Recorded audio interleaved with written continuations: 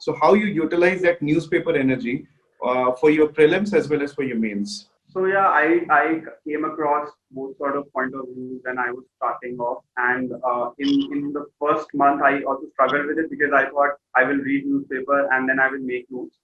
But as I went ahead and given the paucity of time in my case, I realized that the monthly compilations are good enough.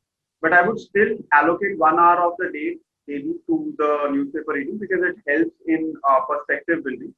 But for compilation and revision, I would just refer to the monthly magazines that come. That's what I did, and different things work for different people. But given my scenario, I had to just go with the monthly compilation. Yeah, but you very rightly pointed out that you didn't leave reading the newspaper. Apart from reading the monthly magazine on a regular basis, you always dedicated 1 hour to the newspaper.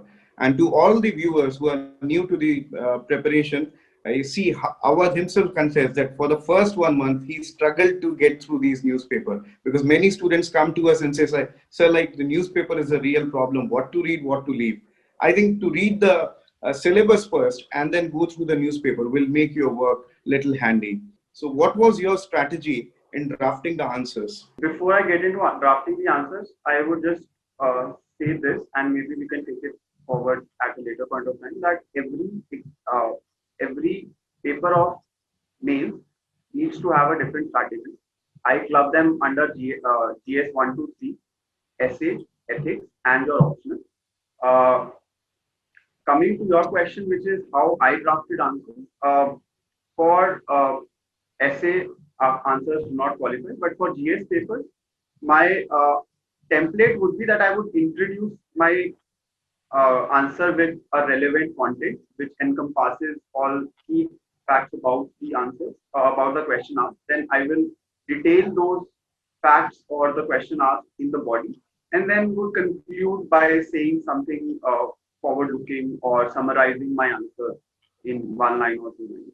So that's how I did my answer writing. In some papers like GS1, where you might fall short of content, I would fill those spaces with graphics of maps of other geological formations. In paper 3, I would use data and graphs at times wherever available. So that remained my answer writing strategy for GS2. How you utilize map in history? Any example can you give, like in the geography paper, suppose this question appeared, then I use map, or in history paper? Yeah, sure. Please. So Yeah. we had this question on Gandhara art this time Yes. in history paper. So I drew a map of the northwestern fringe of India and showed how the art form was placed. Another example was there was a question on food processing industries in paper 1 or paper 3. I think it was in paper 1.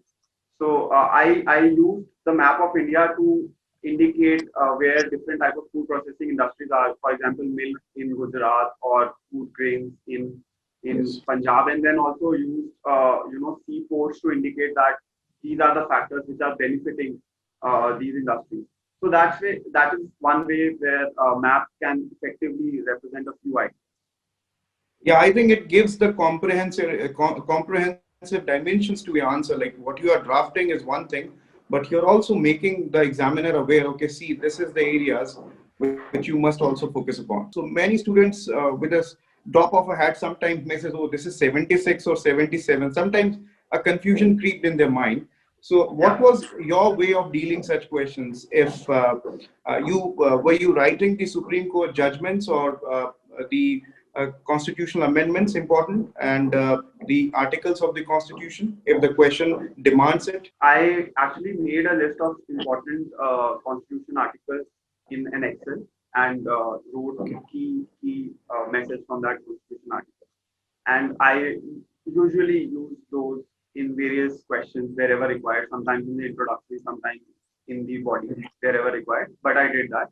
In terms of Supreme Court judgment, I did not make a separate list, but like the standard ones, such as Keshwanand Bharti and all of these, which you would anyways remember if there is a relevant question, such as there was something on constructive harmonism harmonization which related to the federalism. So I quoted that this is like a part of the basic structure as per this Supreme Court judgment, but no specific effort put into laying down various judgments. But yeah, I did put in some effort in constitution articles because I feel that gives some anchor to your question.